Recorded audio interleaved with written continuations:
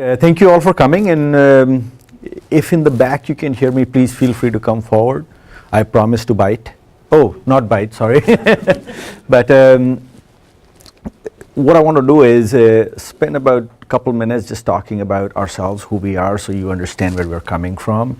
But then I want to really dedicate the full time to the topic.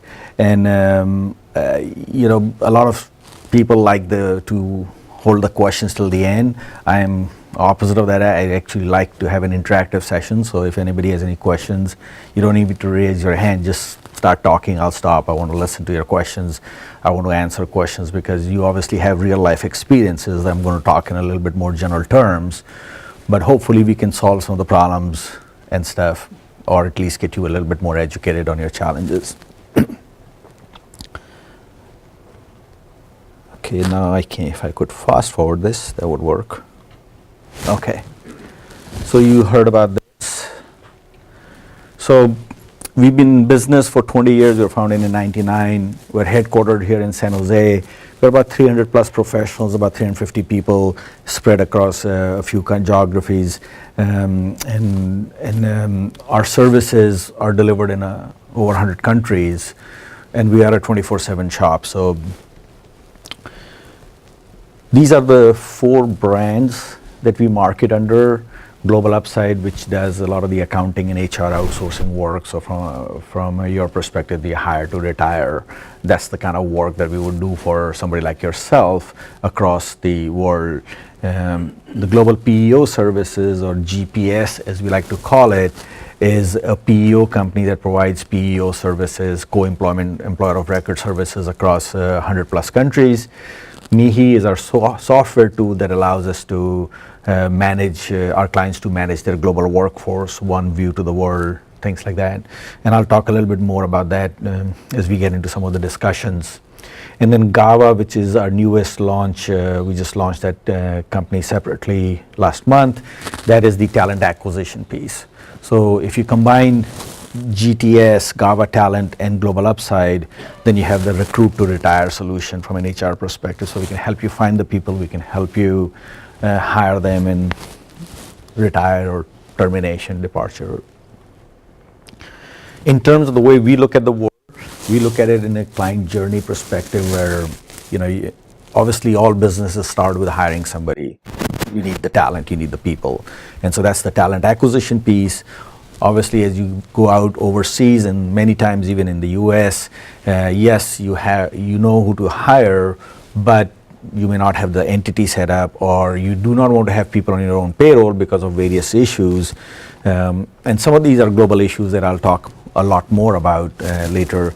But we can put them on our payroll. We can be the employer of record. And then as you migrate into establishing a better footprint and stuff, then we can help you incorporate, set you all up, provide all the services that are needed. And then, from a hire perspective, which is what the focus of today is, in a global environment, the hire to retire process, and then obviously year-end reporting, stuff like that. Who we work for, so this is just a list of clients that we service. Another list of clients that we service. So with that, I'm going to just stop talking about Global Upside. I'm going to talk about the topic, pushing the boundaries. So the way you have to think about this a little bit is, yes, the topic of the conversation today is pushing the boundaries, but what are the considerations that you have to worry about in a global economy, as a global company? And those things become really important as you start crossing the border. And in terms of that, here are some of the key topics that you need to focus on. For example, location. Where should you be hiring your people? Well, it all depends on what you're trying to achieve. Are you trying to hire some talent on Java or something, which Romania is a good place, but how many people are you trying to hire? Can you hire 5,000 people in Romania? No, you can't. So you have to think about broader issues. If you're a manufacturing organization, then you are thinking of hiring maybe or opening a manufacturing location in places like India, China, maybe Ireland for tax benefits and stuff. If you're doing just sales, then you have to focus on where is your customer base, potential customer base. And so think about location not just from a, hey, what is convenient, what I may know about, but what really makes sense from a business perspective. Obviously, there's a footprint issue. How big do you want the footprint to be? Is it that one sales guy, the Lone Ranger, who's going to be, you're going to have 5 salespeople in the 5 Western European countries or something like that, and 1 in Japan, Singapore, something like that? Or are you trying to do an R&D center, which over time will grow, or maybe a tech support center or something like that? Entity setup, we'll talk a little bit more about that, finding the right talent, hiring an employment law, and centralizing. So these are some of the other considerations that I'll talk a little bit more about. So setup and strategy. So like I mentioned, where to. And where to is important because in a lot of places, if you go to a country like France, you may have to worry about lifelong employment. And I know the laws are changing in a country like France because new regimes come in and they want to, the current regime wants to make it more employer friendly versus more employee friendly. But there's a lot of considerations about just talent, availability of talent. And sometimes you end up having to go to countries like we just help the client go to Oman because their customer has some presence in Oman and needs a sysadmin type person based there locally for your office hour sysadmin type support. And what drives that is your customer's need or your business need, to put it another way. And so you kind of have to always think about it. Once you decide where to go, you obviously have many options from actually the PEO is the simplest of those options because you can just hire somebody on somebody else's payroll. And but you could, if you wanted to establish your own operations, then you have a rep office or a branch or a subsidiary. Obviously, if you establish a subsidiary in any country, you have ultimate authority to do any business that is legally allowed in that country. From a rep office and branch, there are limitations because the government says if you're just establishing a rep office, you cannot really, as an example, do sales. Rep offices are considered more like marketing, in fact, even marketing research. So you're trying to come into a country, evaluate what that environment is like, evaluate can you actually have a business there from whatever prospects you're thinking of. From sales, from marketing, from R&D, is that the right talent and stuff. Rep offices, like in countries like Singapore, have a shelf life of 1 year. So yes, you can go back and renew the license for another year, up to 3 years, but it does limit your ability to do business there. So most times you end up doing a subsidiary if you have a long-term view of that country. The issue with the subsidiaries obviously takes time and effort to set it up. And the big benefit is that you don't have a permanent establishment or a PE being created. And you can comply with all the laws of that country from an employment perspective. It's the local entity that is hiring. You have an employment contract that is with a local entity. You can do payroll under your own umbrella. You can provide all the statutory benefits. You can provide any supplemental benefits that you want to provide, things like that. So it does allow you the ultimate flexibility. It allows you to do the ultimate in compliance. Things that are very important from a local country perspective. Obviously, the thing that you have to worry about as soon as you start crossing the border is how do you do the payroll, the tax, the accounting, compliance, issues like that. How do you make payroll happen for one person in Singapore or one person in France? What resources do you need to make that happen? And it is not just a matter of, hey, processing the payroll, because the laws are different and they change on a different frequency than they change, say, here in California or here in the US. But how do you stay on top of it? Do you have the right provider, whether it's ADP or somebody like us? Excuse me. Do you have the right provider to keep you current? And do you have the right means to pay the payroll, do the withholdings, pay the government, and file the returns, the W-2s, the new hire reports, things like that you have to do? And in some countries, there is also a departure issue from a payroll perspective. So if somebody's leaving, you may actually have to issue them letters, you may have to issue them other forms like a P45, P46, those kind of forms in UK, things like that. So I talked about the payroll, correct? So you've processed payroll, you are engaged with ADP or somebody like that. Now what happens? You need a bank account. And in this day and age, you've all heard of Panama Papers. We heard of the Bermuda Papers. Didn't make big news, but they were news. And what that has done is it has forced almost every bank to comply with a lot of KYC and UBO requirements. KYC is know your customer, and UBO is ultimate beneficial ownership. So when you take a venture-funded, a VC-funded company, you cannot just tell them that, yes, Sequoia Capital owns 80% of this company. They want to know who owns Sequoia Capital. And, oh, it's a fund that owns this investment. Well, who owns that fund? Who is the major investors in that fund? So it goes down quite a ways. Now, this started about 10 years ago, 8 years ago. And today, a lot of the VC firms are used to providing this information. But about 10 years ago, when this whole thing started, they were like, why do you need to know that? We're not going to tell you that. That's none of your business. Yes, it is none of our business. It is the government, that foreign government's business. They are asking the bank to comply with those requirements. And they can become very intense.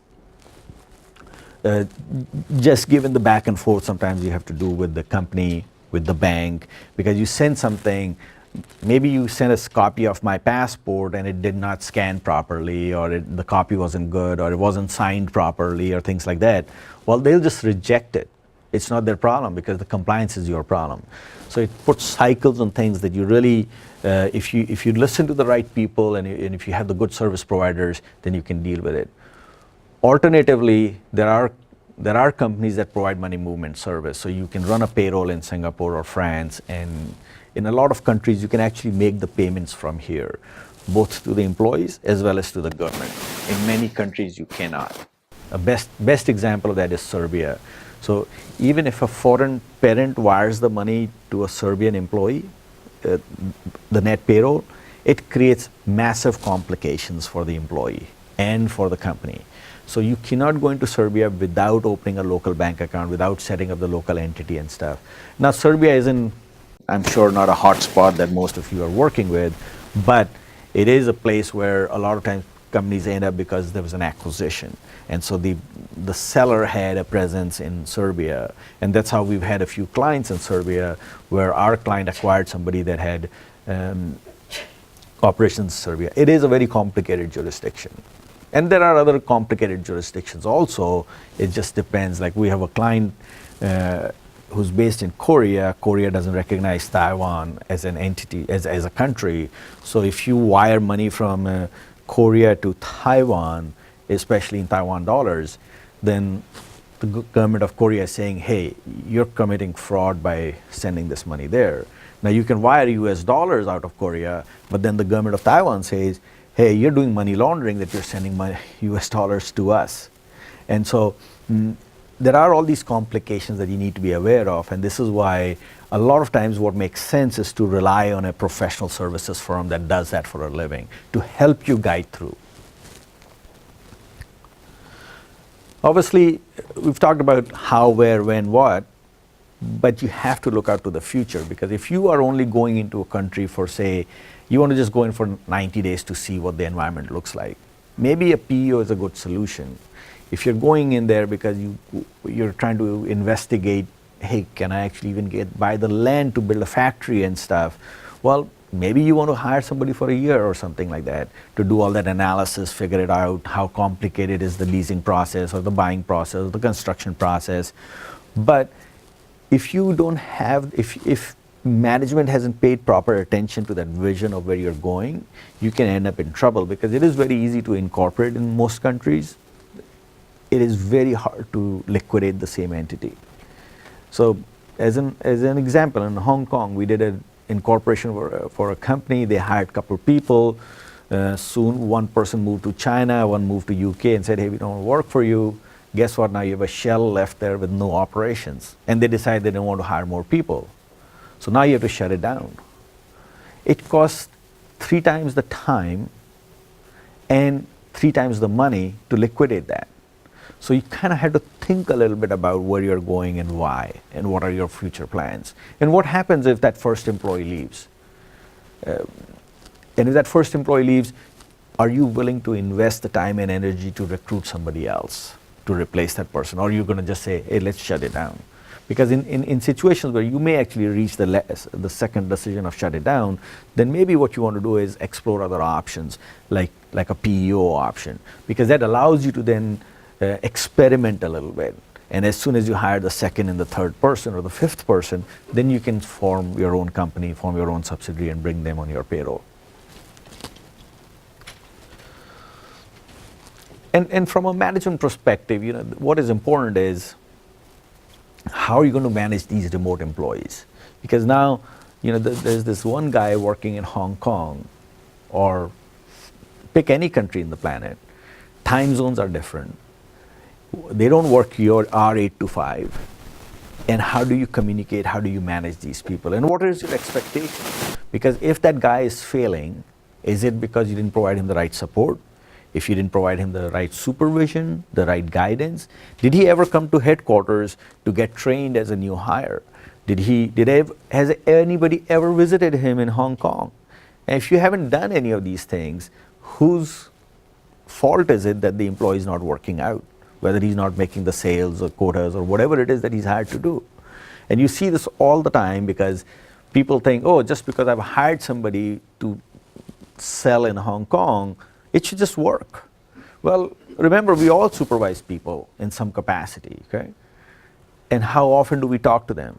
If you don't talk to them ever, they will not work out, because they will do whatever they think is right, which may or may not be what you think is right, or may not be the objectives of the company, the organization. So those things you have to worry a lot about. And both models are acceptable, the centralized model as well as the decentralized model. This decentralized model obviously only works when you have many people, because you're not going to decentralize managing one person remote. I mean, there's nobody else who's going to manage that person. So initially you have to start with a centralized model, and then as your population starts to grow in these geographies, then you can actually decentralize it. So let's talk about hiring. We're all used to hiring. I mean, I don't know how many people have you hired in your career. Some of us are very young in here, and some of us have no hair. So hundreds of people, correct? And we all know how the hiring process works. Let's just focus on the very small geography of California. I mean, even though we are the 5th largest economy on the planet, we're geographically and laws-wise, it is so limited because we know everything. We wake up, we read the paper, we know what changes are coming about, everything. We know that employment is at will. That's the law of the land. But that's the law of the US, not of any other country. So the minute you start to go outside of the US, there is no employment at will. So you do not have offer letters. What you have is an employment contract. By definition, a contract is something that 2 people are agreeing to and signing. So you have to sign it, give it to them, they have to agree and sign and give it back to you. Which also, because it's a contract, it lays out all the T's and C's of your relationship. It's not just, hey, you're going to show up 8 to 5 and that's what you're going to do, and let's just say you're going to be an engineer and do some research for us. Well, there is work time rules you have to put in. You have to put in how many days of vacation they can get. You have to put in what the national holidays are. You may not put in the date, but you have to define the day. So Independence Day is a national holiday in the US. It happens to be 4th of July, but it's not 4th of July. It just happens to be that date. So you have to think very differently. And a lot of these things, that candidate that you're hiring over there is used to it because that's where he lives. That's what he has seen all his life. An employment contract with all these things in it. It may even define certain statutory benefits. We're not used to it. We just say you're eligible for company benefits, correct? We all do that in our offer letters, but not there. There you actually have to say what the benefits are, and do they comply or don't comply with the law of the land, the laws of Netherlands or whatever country you're doing business in. One of our clients actually took a German contract and said, oh, Germany and Netherlands are close enough. We'll just use that, accepting a national holiday isn't in Germany isn't a national holiday in Netherlands.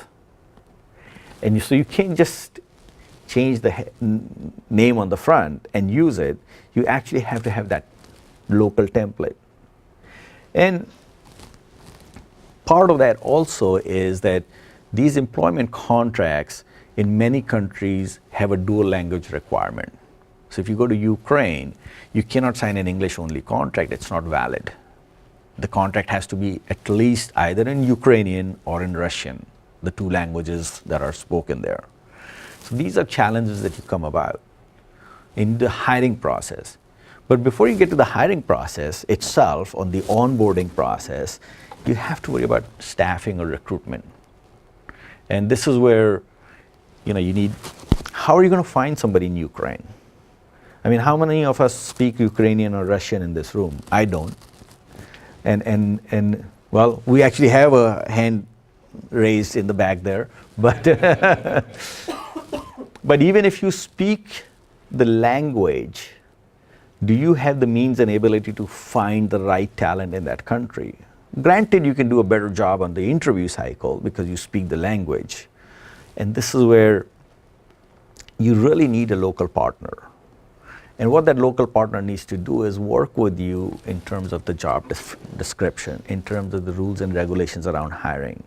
As an example, now we can't even ask, the latest law is, I'm sure you guys are aware of, we cannot ask how much do you make, correct? That's not allowed anymore. You guys are all nodding your head. Yes, we all know that. We're all HR professionals. Do you know what you can ask or not ask in Ukraine? Let me give you a great example. Many moons ago, when I was a controller of a public company, we had a lot of people in Japan. We were going to hire a controller there, and so I went over. I was going to do some, interviews and decide who we wanted to hire. So the first guy walks in, and he says, "Hey, my name is Mika, and I've never been committed of fraud." I'm like, "Okay." Has anybody ever done that to you? Or have you ever done it to anybody? Okay, no worries. Okay, fine, whatever.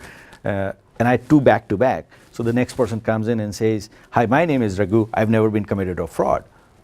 I'm like, okay, there's something going on that I don't know about here. So after my second, I had a break. So I went over to our HR manager who was helping me with all of this process. And I said, why are these people talking about fraud? I mean, I didn't even ask them. That's how they introduced themselves. And she's like, in Japan, if you remember, there was a time in Japan, there was a lot of financial fraud going on. And so if you are associated with that, obviously nobody wants to hire you, even though you may or may not be responsible for it. But by saying that, they were declaring that, hey, I've never worked for a company that has committed fraud. And just like similarly, like in India, it's very customary to list your date of birth on your resume. Now, a lot of us from the US, we just say, hey, look, do you have the skill set I need? And I'm looking for a 10-year experienced person, or a magnitude, I know you're in your 30s or something like that, right? But we're not focused on what's your date of birth. Can you tell me your date of birth? Obviously, don't answer that, please. But it has nothing to do with it. If you have the skill set I'm looking for, that's what I'm looking for. So there are local customs that you need to understand in the interview cycle, in the hiring cycle, in things that, sitting here in California, we're very smart on California laws, but we may be very dumb in the laws of other countries. And you can, yes, educate yourself in Ukraine, and then what happens when the next place is France, and the next place is UK, and then the next place is Germany? I mean, how much time do you have to educate yourself? So that's why you have to rely on a partner. We call it a local partner, but we obviously, like our Gava talent solution actually works on a global basis. So we can help you hire anywhere. And we have those relationships. We have our own people that can help you with that and stuff. So the idea being, find somebody that can help you. Don't do it on your own, because yes, it can cost you a lot of money. One of our clients had this, the CEO was on a plane, met somebody, really liked it, said, yes, we will pay you $300,000. It was literally, that's the amount they were going to pay this guy. I forget the country, it was Sweden or one of those little to the east, Western Europe, but a little more to the east. And so then they came to us and said, okay, our CEO has already made a verbal offer, we now need to put this in writing and stuff. And the guy came back and said, yeah, but what about income taxes? Well, how many times have you made an offer to somebody and said, oh yeah, and we'll pay you extra for the income tax piece that is deducted from your salary? The guy actually now wanted another $50,000 for income taxes. It's like, that's not the employer's problem, it's your problem, it's your taxes. You are subject to that, I'm not. But how do you, I mean, because he thought he had convinced the CEO that he was very close to God, so obviously you have to hire him at all costs. Absolutely not. And how do you figure this out? Because you say, oh yeah, when he said 300, I thought it was the net pay. Like, has anybody ever done that? Offer just net pay computations and not net pay compensation to anybody? No, we don't. So understanding that.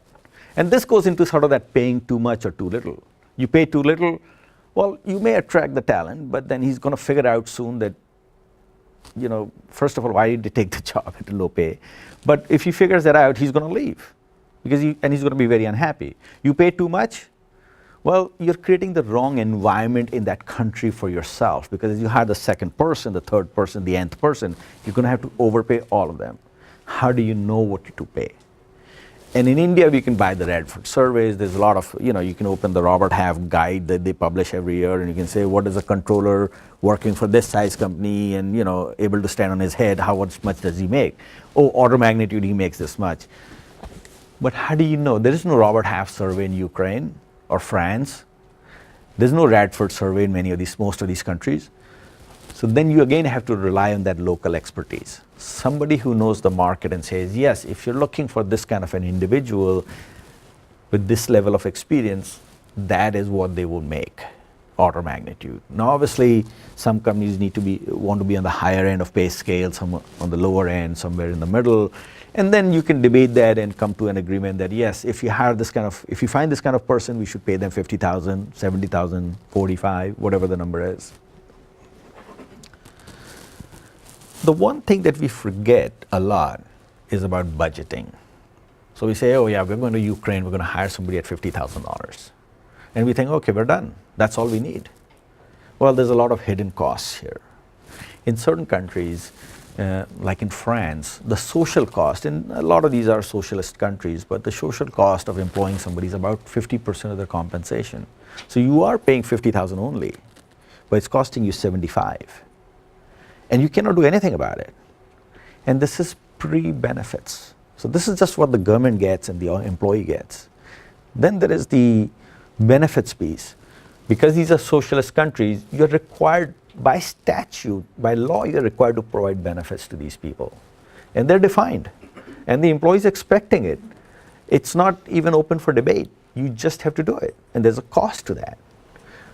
Many countries, depending on what talent and where you're hiring, because there's a high demand for that kind of talent in that country, a lot of companies have to offer supplemental benefits. Oh, we'll throw in, say, life insurance, or we'll throw in, on the statutory plan, you can go to the government hospital and get yourself treated there, but we'll increase the premiums or get you a better plan where you can actually go to a private doctor of your choice, or you can stay with your own doctor, that kind of stuff. So the cost starts to go up. And that is an ongoing cost, because it's not like, hey, I'll pay you $1,000 this one time and we're done. Now we don't need to worry about this. But what happens is, even to hire that person, I talked a lot about the employment contract. Well, you need to pay somebody to get that contract drafted. And if the employee comes back and says, I don't like paragraph 48, some of these are 16, 18 pages long, by the way. They're not 2-page offer letters. you actually need a lawyer to say, hey, can I give into this? Should I not give into that? How can I incorporate my U.S. non-disclosure agreement, employee non-disclosure, or assignment of all technology developed? There's a lot of variables in here that you need to incorporate in a local employment contract, and there's a cost to all of it. And we think lawyers here are expensive. The European lawyers bill the same rates, excepting the bill in euro, which is $1.20 today. So, or something like that. So a $500 an hour lawyer here costs you $600 in Europe. Same lawyer. And then how do you find this lawyer? And how do you make it all happen? So there are a lot of challenges in hiring overseas or outside of the US. And even though countries like Canada, we just call it the 51st state, but it is unique. There is no employment at will there. It's all by contract. And you go from Calgary to Quebec, well, the laws change. And in Quebec, you have to have a bilingual contract. French is required. So these are things that you need to be aware of. And you cannot be aware of and know everything, so then you need to find the local partner or a partner to help you. So I've been going at it for quite some time. Questions, guys?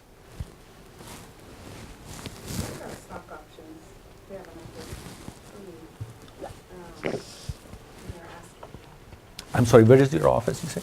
In India. Yeah, so we have an office in India also. Actually, we have a lot of people in India. We even have an office in Pune, but the options are a little bit complicated. I can't really give you a clear answer in India itself, but in many countries, the taxing of the option varies from grant date to vesting date to exercise date to actually sale date. And you need to understand what the rule is in that country before you can actually, and it is very common in India to get options from a US company, very common. I mean, we help clients do this all the time. We even go in and do presentations about, like, what does this mean, right? What does a stock option actually mean? Because some of them may be very aware of it because they've worked at other companies and had that. Some of them might be like, hey, this is my first job. I have no idea what a stock option is.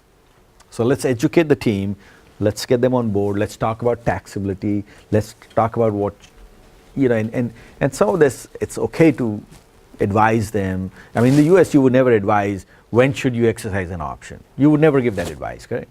But in some of these countries, it's okay to say, hey, here is typically what people do. You're not saying you should do this, just like, what are your options as it relates to a stock option, sorry. But, yeah. Any other questions, guys? Okay. So we talked about employing and employing as an employee. But obviously you have other options. You can employ as a contractor.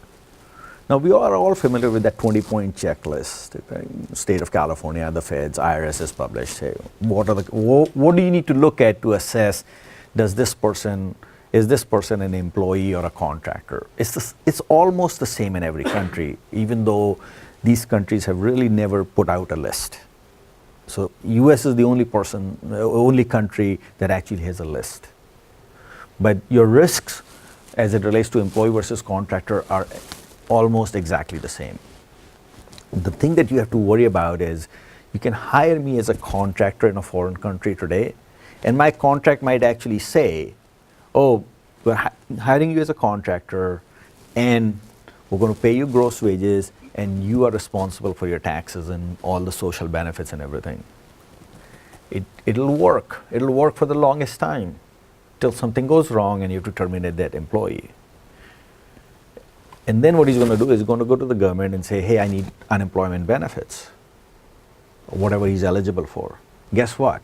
They're going to say, but you've never paid any tax. You're not an employee. You haven't worked for last 5 years. He said, no, I worked for Global Upside for the last 5 years. I have paychecks to prove that. Guess who's in trouble now? Not the employee. I actually went to court in Spain. I had to go testify around this matter. We won, but imagine having to go to Spain, go to court. My Spanish is Zero, correct? So then you have to have these lawyers. And it costs a lot of money. And the employee was actually claiming 500,000 euros back then. This is like in, I want to say like 2004, 2003, something like that. €500,000 is what his claim was. That they screwed me up. They didn't pay my taxes, they didn't do this. And all we had to do was prove to the court, look, it clearly says in his contract that we're hiring you as a contractor, not an employee. But till you had that court date, you were not out of the woods. And even then, the judge could rule differently. Now let's go into appeals. Fortunately, we won at that level, and the guy never did appeal, so it was okay, but it can be a big problem. So watch out for that. Now, it's obviously perfectly okay to hire somebody. Hey, I need something done, some script written. You're the only talent on this planet that can write this, and it'll take you a month. Sure, pay him as a contractor. You don't need to form a company, employ him, and then terminate him, and all that stuff and things. And that's business advice, not legal advice. I'm not a lawyer, but so we do these things. And nowadays, over the last few years, this PEO model has really come up too. And that allows you to actually not have the entity, because sometimes, and I'm sure you all have had that happens, the head of sales walks in and says, oh, by the way, we hired somebody in Singapore last month in February, and he hasn't been paid. Well, this is the first time hearing about it. It's March 9th. What are you talking about? And it starts a conversation. And what are you going to do now? You don't have a physical, you don't have an entity, you don't have anything. You don't even know what the name of this guy is. Well, a PEO might be an option, because you can quickly put him on payroll, on somebody's payroll, get him all current, get him paid, and then sort it all out later.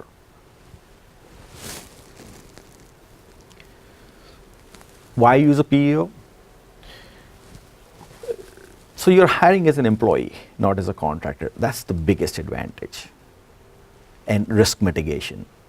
But in many countries, people do not want to work as a contractor. In the US, the economy, the employment is shifting, what we now know as gig economy, correct? Everybody wants to work as a contractor, and they don't want to be bound by the rules of the employee and stuff and things. They want to be a free bird and all that good stuff. But in many countries, people do not want the contractor relationship. They actually want to be an employee of somebody, and all the benefits that come with that, or lack thereof. So this allows you to have access to that talent pool that only wants to work as an employee. That's what I mean by the bigger talent pool. Fast solutions, you can hire in days, versus, imagine establishing an entity. Imagine in China, it takes about 3 months on a good day to incorporate, and then you start that process of hiring and stuff and things. Versus you go to China PEO, you could hire in days, in weeks maybe, but in a very, very short time. Reduce the risk. So there is that risk of the employee-employer relationship, but there is also the risk of compliance. So if you're not providing some statutory benefits, if you're not paying the taxes on time or if you cannot pay the taxes because you don't have a bank account in that local country, well, that is your headache. It's the headache of the PEO. All you do is you write one check a month. They take care of it. And by the way, outside of US, almost every country gets paid, every employee gets paid once a month. There's very, very few exceptions to it, so remember that. Because sometimes companies go into a foreign country and say, oh, we'll pay you twice a month because we pay twice a month in the US. No. Those things don't exist. Don't change the local customs, guys. It's just not worth it. It is a lot more headache to do it. In some countries, you cannot even run a payroll twice a month because the systems don't support it. So you don't even, in France, if you make 2 paychecks, you have to file an amended report with the government for every paycheck. So if you run a paycheck for your base pay and one for your commission, even though you're doing it once a month, you actually have to file 2 reports with the government, not 1. And obviously the flexibility with the PEO, you don't have a corporate structure, you don't have your footprint there, you just have somebody who works for you, looks like you, smells like you, global upside, but is not a global upside employee, it's the employee of somebody else. So that's the biggest advantages, I should say. So when you're hiring through a PEO, you're hiring locally. You're hiring through the local entity of that PEO. You're hiring somebody who's going to comply with the local laws. And like I said, he walks and talks like you, he looks like you, he just is not legally your employee, he's just getting a W-2 from somebody else or the equivalent of that. This is a great way to test the market. Or to put that person on payroll that your sales guy just said, oh, we hired somebody last month, but he hasn't gotten paid now, it's 2 months late. You can also do expense reimbursements and stuff, because sometimes when you send money from overseas, that can create problems if you send it directly. And I gave you that example of Korea and Taiwan and stuff, which is a solution. The client came to us because they can't pay their employees. And they were trying to do these net pay wires and things and stuff. It doesn't work. Local compliance, obviously you don't have to worry about it. It's the responsibility of the PEO. They take care of all of it. Benefits, filings, W-2s, all of the like. Employment law. We talked about a lot of this, so I think I need to spend very little time here, but one thing to watch out for is the last bullet item, which is the unions. So in many countries, there is collective bargaining agreements, as they're known many times, CBAs or unions or stuff. In fact, in some of those Scandinavian countries, you would rather be part of a union, because then when you have to negotiate the annual increase, you just negotiate, or you want to change some benefits, you just negotiate with the union, versus if you had 300 employees, you're negotiating with every employee, and you can say yes, and I can say no, and then what? Now we are on two different plans. Or the employer may not be able to put that plan in place because you cannot discriminate, where you offer it to one person but not to the other one, even though I said no. So there are advantages of unions, CBAs, but Germany, France is a big deal, because they not just have the unions, but they also have the works council and things. They have a lot of authority, a lot of power over the company, and you can't just walk in and say, hey, from tomorrow we're going to do this. No, you have to get the works council to approve it. And by the way, remember, the works council is paid for by your tax dollars. So all the social taxes, some of it gets allocated to the works council. And the works council people are your employees. And who are they watching out for? Well, for the rest of the employees that work with them, so their peers. So these are complications that you face in many countries. Benefits. So we talked about statutory benefits and non-statutory benefits. And these are things that are mandated by law, or things that people are used to in that country. And sometimes we saw this with one of our clients, where what they were doing was they were hiring a lot of people in I forget the country right now, but in one of the Eastern Bloc countries, and they were having great success. Excepting Google figured out that there was a lot of talent in that country, so they opened an office. Now, would you rather work for Google or Global Upside? Correct? People automatically, they just put out an ad. They were losing people like crazy, and they're like, we don't even know what to do now, because you have to shut it down, because you can't keep people, because Google offers better benefits, better pay, better everything. People don't want to work for you. So these are challenges that you might face with your own setup. And it is not just a matter of how you have to provide these benefits, statutory or supplemental. You have to procure them. And it's like putting a benefit plan in place here, correct? You need a broker, you need to have lots of discussions with the broker. They come back with many solutions. You need to convince the management that, hey, this is the right plan. And what's the cost, this, that, other things. You have to find the right solution, right mix. Now, statutory benefits wise, okay, there is limited choices. Maybe you have two choices. You can do this or you can do that. But supplemental, but even then you have to acquire those, correct? You have to have some help from somebody. And then there is the issue of supplemental. Okay, the statutory covers this health benefit. I want you to have this benefit. How do I make that happen? Again, local partners.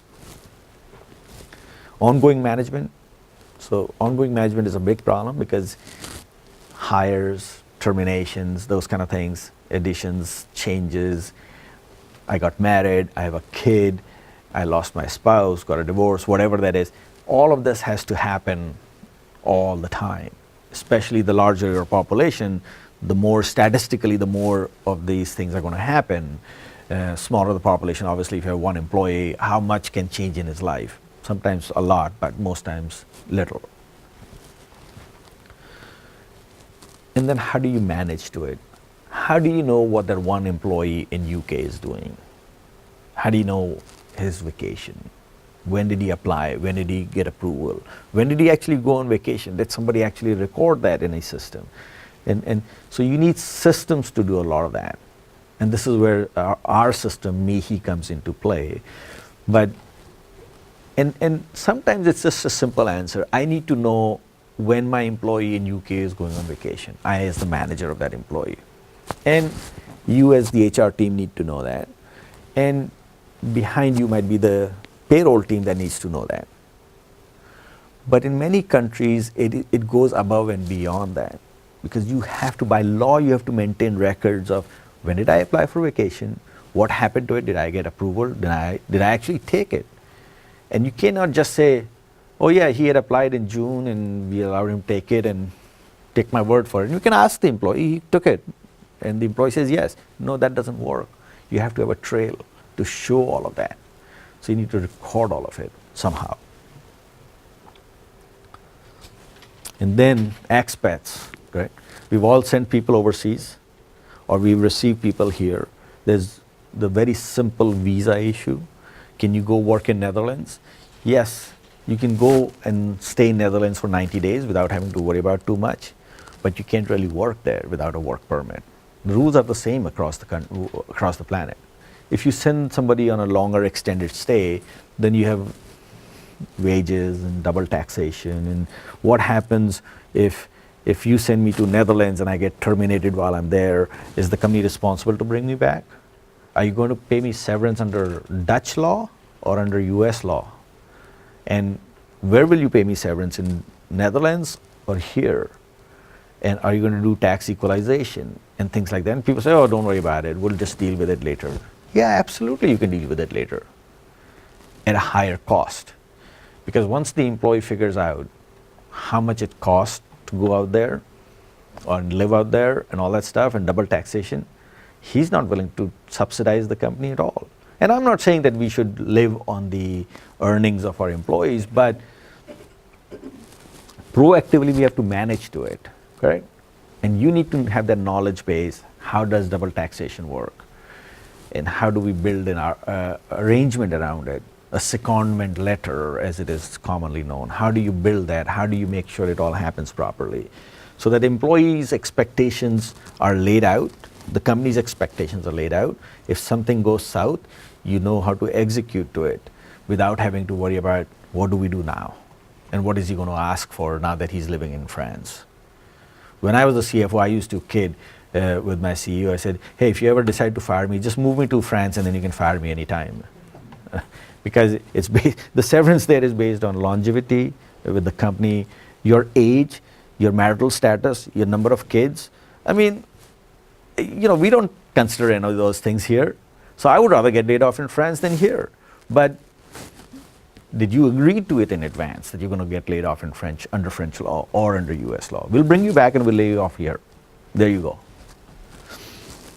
Do you think that the employment law, now that we're in a more global market, are becoming more similar? So for example, I used to work in Italy for many years.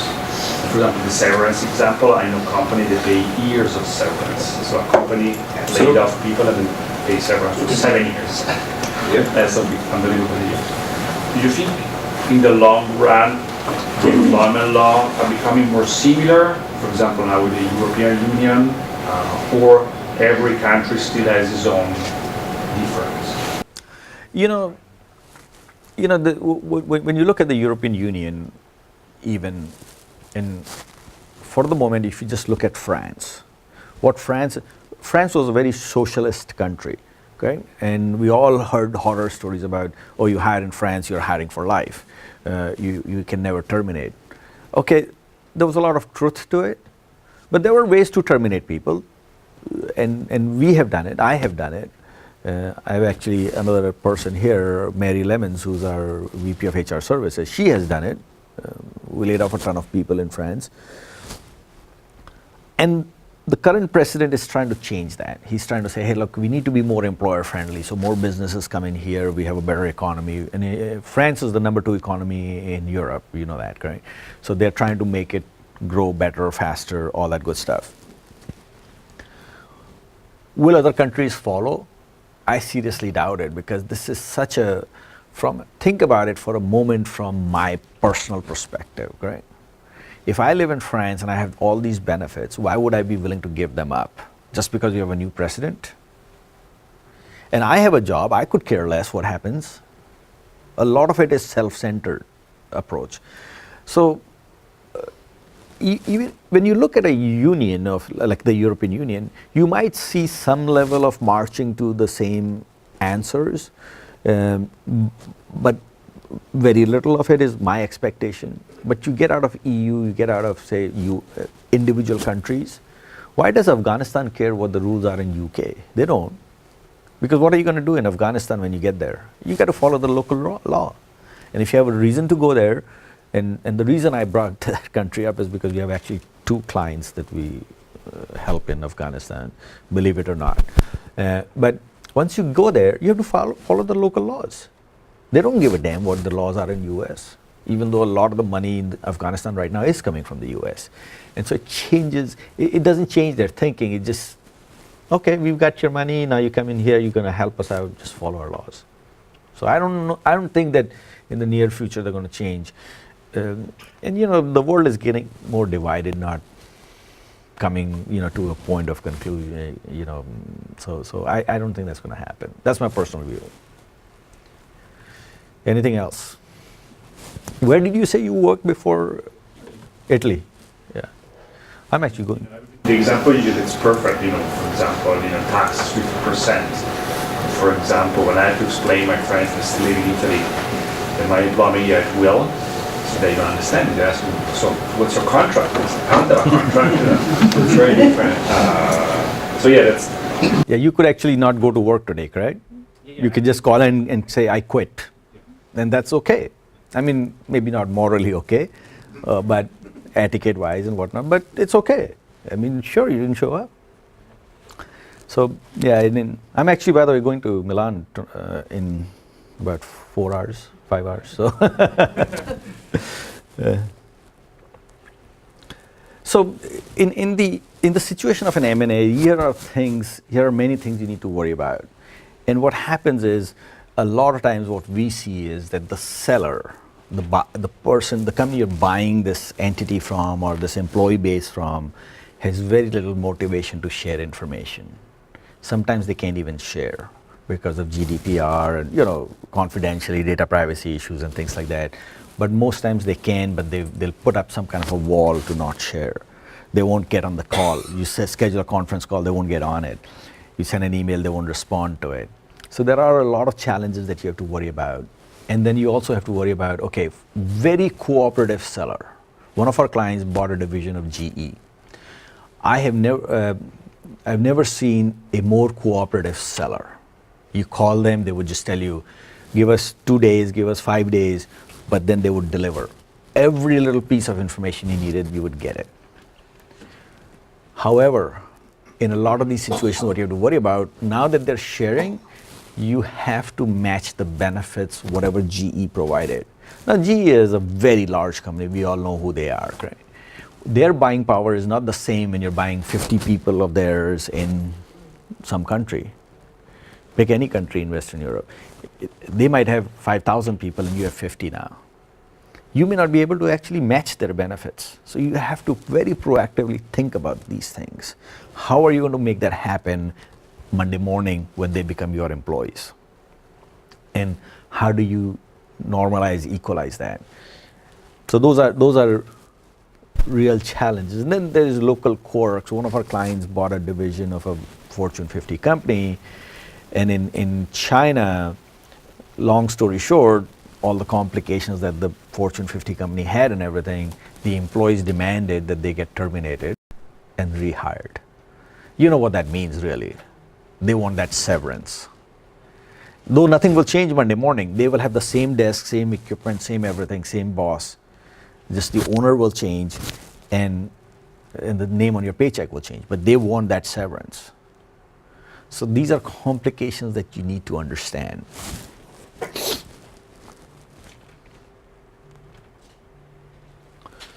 There's obviously, challenges around M&A where you have to now go into workforce reduction. You bought 5,000 companies across the planet, and now you only want to have, you think the business should only have 4,000. How do you lay them off? And forget the thing I mentioned about China, but these RIFs or WFRs, whatever you want to call it, can create many complications. And sometimes you actually have to show up in person to terminate somebody in that country.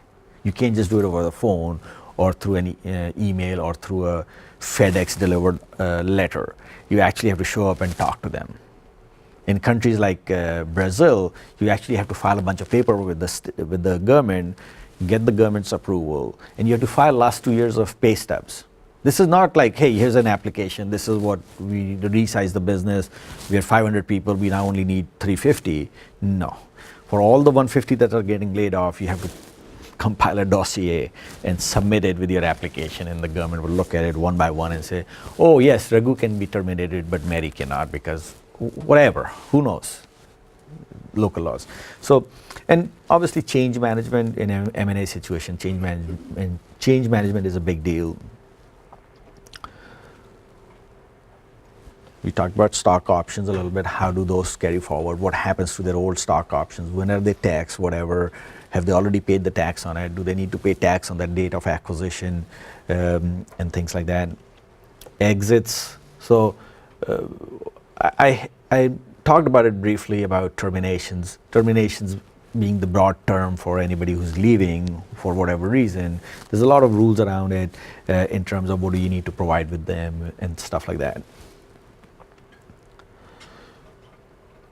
And I'm going to pick up my pace a little bit because I just got a 15-minute warning. So I will stay back if anybody has any questions. And are they going to have access to the PowerPoint, or do they already have access? They do have access. They will have access to the slides Okay. on the hrwest.org website. Okay, so you guys have access, and I think my contact details are on the last slide, so you guys are welcome to call me. I am in Italy till Monday night, but then I'm back. So, payroll compliance. I've talked about almost all of these items, so I'm not going to go into detail. But the thing that gets people a lot is money movement, especially in M&A transactions. We have seen this over and over again, and sometimes it takes a year to open a bank account locally. So sometimes Treasury says, I don't want to open a bank account because I cannot get through the KYC UBO requirements. So you need to think about these things. You need to think about all the challenges you face and how do you solve that. And again, it is about finding the right partner to work with you, because you cannot solve every problem by yourself. Neither can I. But we have a company, we have 300 people behind me to help solve it. That's why I say we can, but no one person can. And don't rely on just your level of knowledge and intelligence. Ask for help from somebody. So managing when you have a global workforce, issue number one is, how do you know where you have people? You need visibility, correct? Who are these people? And we all have, a lot of us, most of us hopefully, are used to some kind of an HRIS system that our employer has bought, and we have everything in it. We can run a report, we can even do an analysis. How many are male, how many are female, what's the age group, this, that, other things, what's the salary bands, all kinds of stuff we can analyze very easily. But how do you do that? Because US HRIS systems, other than if you have something like Workday or something like that, they don't work. It's not like ADP has a solution. When ADP sells a good HRIS system, I'm not pitching for ADP, by the way. But there's lots of companies. There's a whole conference going on around this, right? Lots of people selling systems. But most systems don't work globally, so you kind of have to worry about that. and various teams and systems. So yes, what you can do is you have people in 15 countries, you have 15 systems, and you have 15 versions of the truth. Because then you have to dump this in Excel and you have to massage it to present it to management or for your own analysis. And guess what? Something got deleted erroneously. Now you have a different version of the truth. And did the imports happen properly? Did the reports come through right? Things like that. But there's a lot of stuff that you have to worry about. And in this day and age, GDPR, data privacy, is a big, big deal. As you know, on May 1, we all have to be compliant with the new GDPR rules. And I'm sure there is a session on that, so go listen to them versus me. I'm not the GDPR expert, but I will tell you, there's a lot of systems that don't comply. There's a lot of companies that don't comply with GDPR that are scrambling to do that right now. There's a lot of issues with that. So what you're really talking about, this is sort of our pitch a little bit on Mihi, where it's a global visibility, it's localized for 40 plus countries, it's in 17 different languages. So what it allows you to do is have that one view to the world. And it is not an HRIS system, guys. So I'm not standing here and trying to say, hey, don't buy Workday or Bamboo HR or any of these other systems that they're selling out there, or ADP. This is really a system that allows for your payroll-related, your employee-related compliance issues in that country. So time and attendance. For example, you worked in it. Did you work in Italy or just live there? No, I worked in Italy, but I wasn't doing HR. Okay, but there's requirements to keep timesheets even if you're a salaried employee. And so how do you do that? I mean, you need a system for that, time and attendance, correct? So that's Mihi. Leave management. So in many countries, there's lots of types of leaves. In the US, what is becoming very common is no leave, correct? The Netflix policy. But that's not, you can't do that in Italy. Because if he never showed up to work for the next 1 year, you can't write his case. You can't fire him. Because you said, I can take all the time I want. Well, I'll come next year. Nice knowing you guys. Just keep sending my paycheck. Because that is no leave policy. So you have to have contract. But then there is, I talked about this earlier, it's about, you have to not just track it, but you have to report it to the government. So how do you do that? You need a system for that. And then Mihi also offers an online help desk, so you have 15 people or 50 people spread around 5-7 different countries. They don't know who to call. And what if my job gets assigned from dealing with Western Europe to now dealing with Asia Pacific? So somebody new comes in, I'm getting all the EMEA emails and they're not getting any of the APAC emails. I'm not getting any of the APAC emails. How do you do that?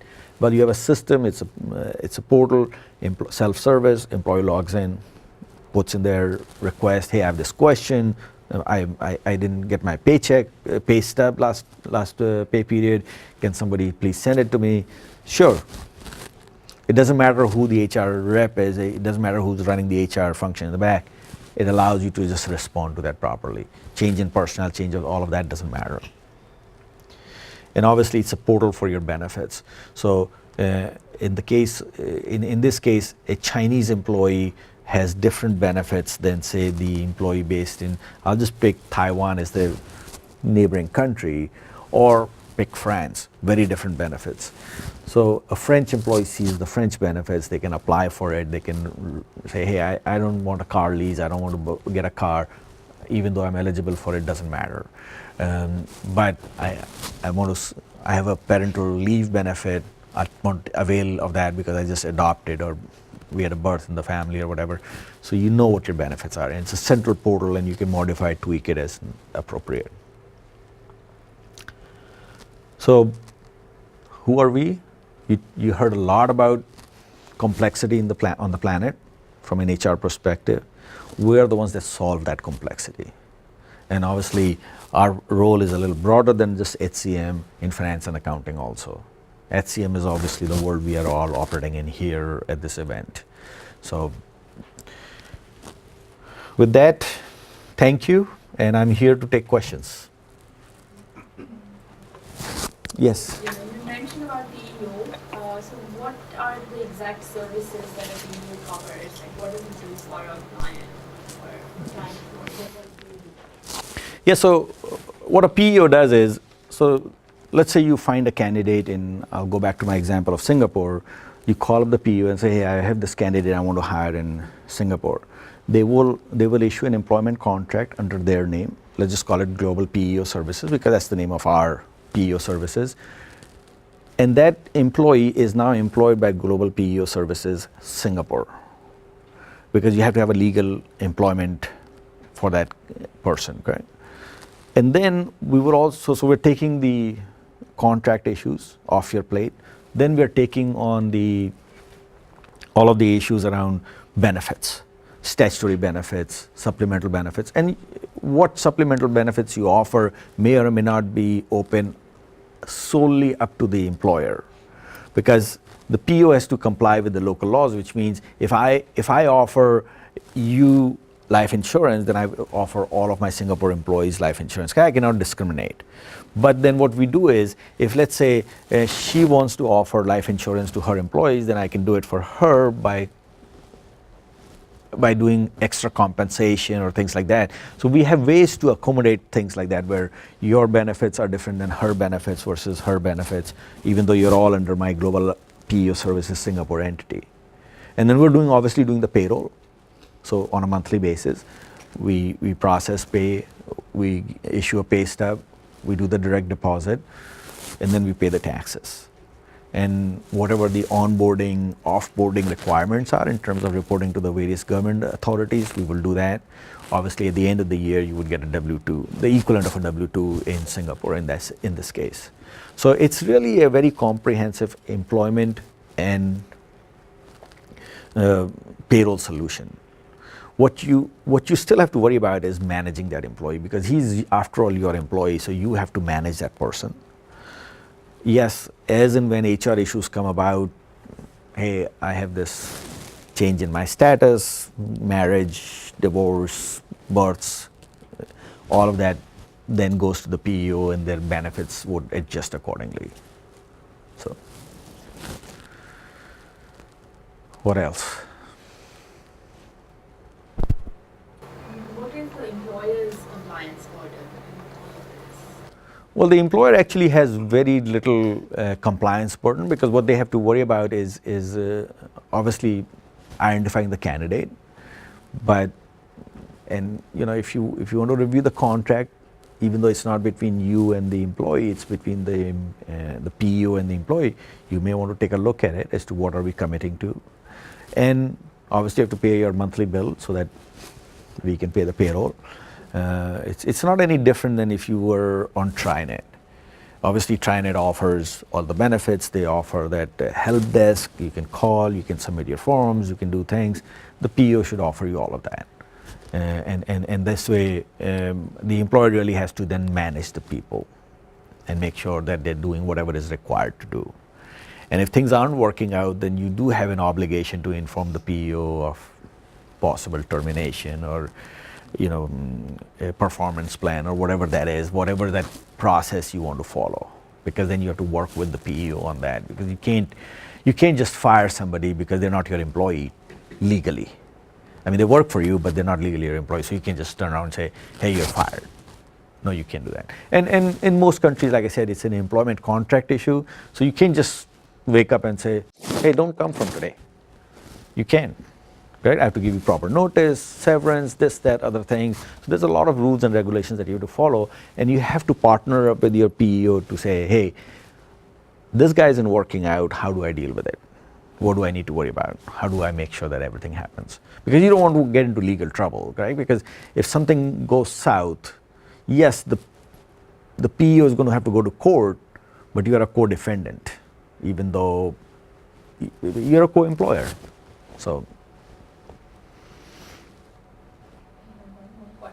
Okay. Moving out of the employment contract, like segueing onto that, like what are non-competes? What is their validity and how they hold up to the work? Yeah, non-competes are interesting because it's like in California, non-competes are not valid, okay? Because you cannot limit my ability to make money or work, I should say. Because I can work for free, but I have to be able to work. If you go to the state of Washington as an example, the non-competes are a little bit different. So, and because we have a staffing division, I know about some of these rules. So if I hire somebody from Robert Half, they cannot call on any of those people that they called on for 1 year from the date they leave Robert Half. So really, I have to put them on the bench to say, hey, relax for a year, then you can come out of your hiding and then you can work. Many times, even in the US, you can contractually agree, and there are ways to do this, where you can just say, look, if you leave Global Upside, you cannot go work for, say, a competitor of ours, or you cannot go in the market for, say, a year, or whatever that time frame is. And so, as you cross state lines, the rule changes, and the rules are different in different industries and things. Similarly, as you cross the border, the rules change. So it is very hard for me to say, hey, in Singapore that's the law, and maybe I know the Singapore answer, but there's 200 countries, correct? I don't know all the answers, absolutely not. But if you have a particular country, particular question, we can actually get back to you. So, and that's really the team environment, the provider environment, correct? That you have one point of contact, you have a question, you call that person, they figure out the answer, and they get back to you. Versus, you're calling me, I don't know the answer most times because I'm not in the detail. I don't know what the tax rate is. I mean, sometimes I don't even remember what the FICA rate is here in the US. It's not relevant because it is what it is, and you just get it on your paycheck and it's going to dock it and you're done. Okay? I mean, what do you do with it? Nothing. But if you need it for budgeting purposes or whatever, we'll give you the exact numbers, the thresholds, whatever applies and stuff. Because like in a country like France, you have many, many layers of taxes. It's not just FICA and Medicare or unemployment. That's pretty much the basic three taxes the employer pays in the US. There might be some small state tax or whatever, but from an employer perspective. So you go into France, there's like 15 different taxes. How many are there in Italy? See? When I came in the US the first time and I found my tax return, Yeah. like 45 minutes, it was like, wow. They offer me a coffee and say, oh yeah, sit down, 45 minutes. The state is going to give you in 2 weeks, I don't know. Some thousands of dollars back, right? The money back. Yeah. Italy took me 3 years to get some money back from the government. There you go. So, and that was on a good day, correct? Yeah. So, yeah, absolutely. So, the rules are so different, so unique by country, by jurisdiction, and there's 4,600 payroll tax jurisdictions in this country. Did anybody know that answer? I should have asked that question. How many jurisdictions? There's 4,600 jurisdictions. So there's obviously federal, that takes one. Then we have the 50 states. Then we have the territories. Then we have the cities. Then we have the counties, and so on and so forth. How many of you know all the rules in any given state, county level, correct? Most of us don't. Because we put it in ADP, they do all of it, we just get the answer. And that's how, that's the advantage of using a good partner, correct? You just tell them the question, you get the answer spit out. You do need to understand it, so you understand that there is a city of New York tax and whatnot and stuff, and maybe there's a borough tax or whatever it is. But you don't need to know exactly what the city of New York is saying, oh, the tax rate is changing from 5% to 15%. How would you even know living in California? Maybe 5 to 15 is a big change, so you would know about it because it would hit the national headline. But 5 to 4.5, maybe nobody will know about it other than the local team. So, What's the threshold for a PEO, international PEO? When does it make sense in terms of like headcount or gross payroll? And when does it not make sense? well, it never makes sense if you know that you're going to go in this country and establish a big presence. So just set it up right from day one. Set it up right. I mean, not that the P is the wrong answer. It's just a different answer, right? Yes, depending on pay scales and this and the fee you're paying and stuff like that, typically we tell our clients, you just need to start looking at it at about 5. a headcount of 5, because at that point it makes more sense to have your own operations. And remember, when you build your own subsidiary, you can employ them and you can reduce the fees, but now you have to manage that. There's a cost of establishing, there's a cost of running it, there's legal, accounting costs, income tax, so on and so forth. So there isn't a clear-cut answer, because sometimes PEO is willing to do business for no money at all. So maybe you continue with that forever. Sometimes they're charging an arm and a leg. So maybe the water gets to waist high and you say, okay, I'm trying to bail. So there isn't a clear answer, but 5-ish headcount. Okay, thanks guys, and I'll hang out for a few more minutes if anybody has questions. So.